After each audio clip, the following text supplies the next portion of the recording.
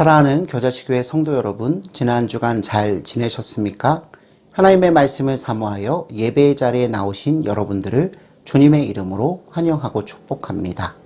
오늘 저와 여러분이 함께 읽고 듣고 나눌 말씀은 룻기 1장 19절로 22절 말씀입니다. 이 말씀은 여러분이 가지고 계신 개역개정판 성경 구약편 401페이지 즈음에 나와 있습니다. 다 찾으신 줄로 알고 제가 하나님의 말씀을 봉독합니다.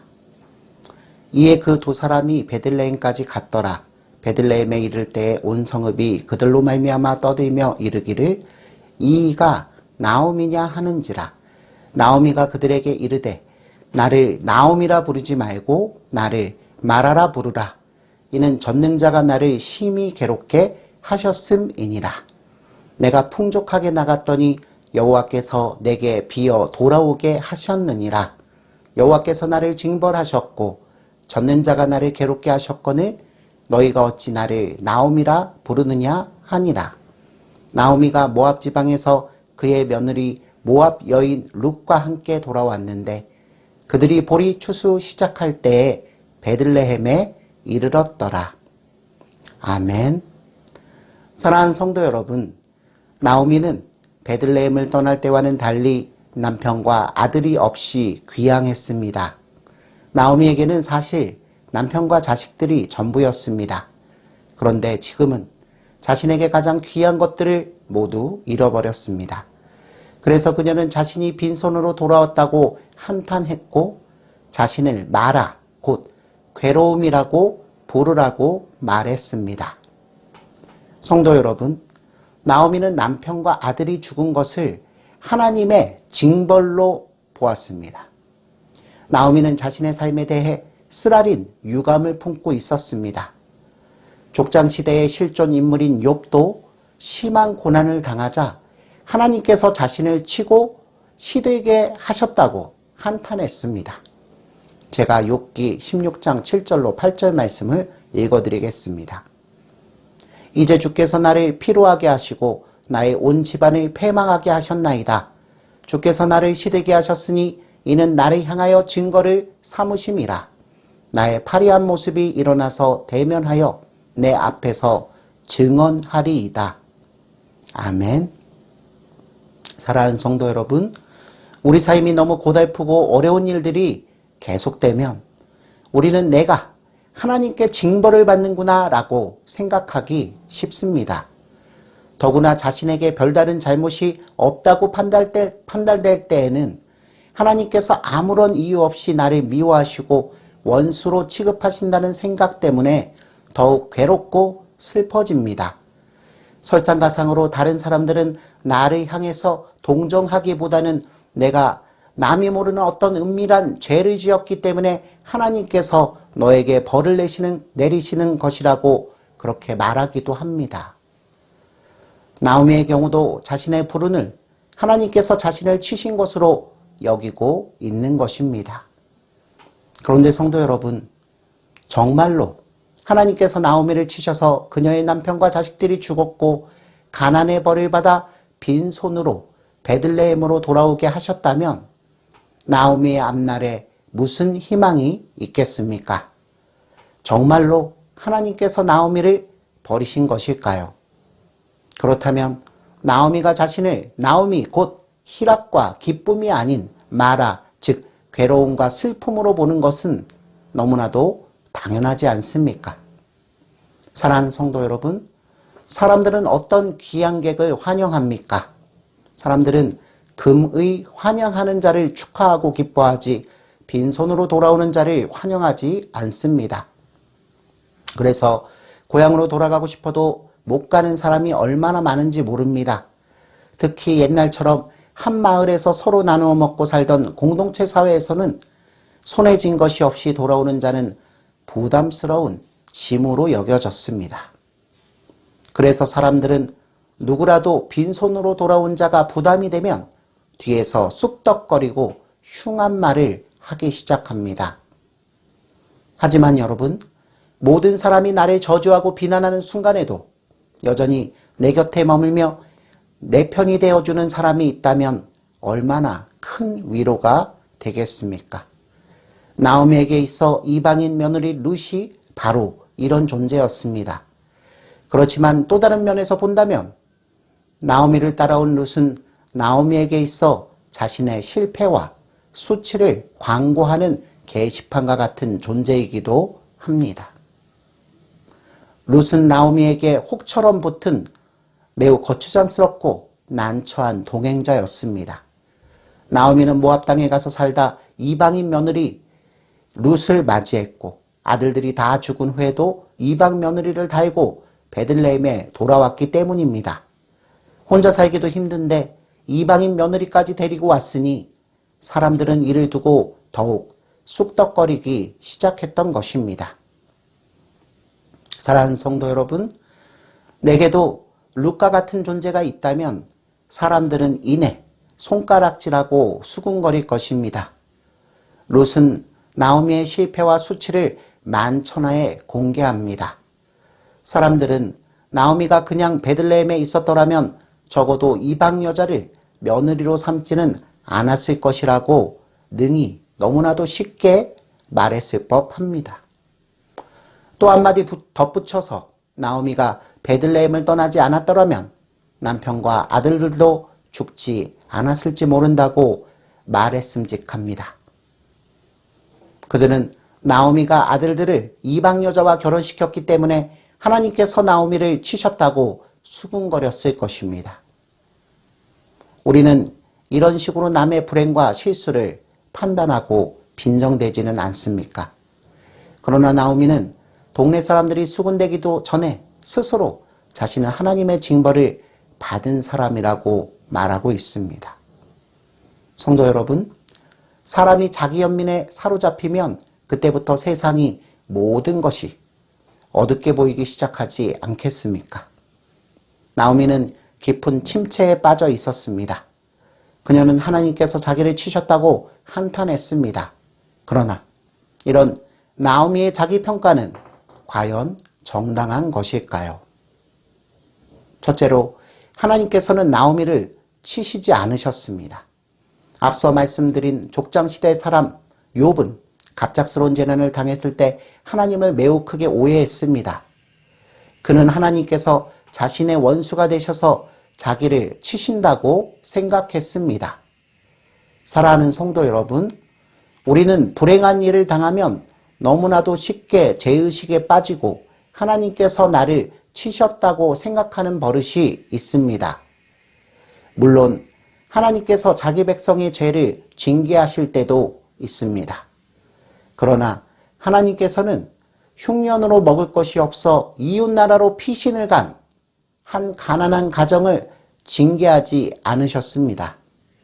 만일 우리가 나오미의 남편과 아들들이 죽은 까닭을 하나님의 징계로 본다면 우리는 하나님을 무정하고도 계율적인 분으로 오해하고 있는 것입니다. 성도 여러분, 걸핏하면 하나님께서 치셨다고 말하는 것은 우리의 나쁜 버릇입니다. 설령 하나님께서 어떤 일로 우리를 징계하셨다고 해도 그것은 우리의 유익을 위한 것입니다.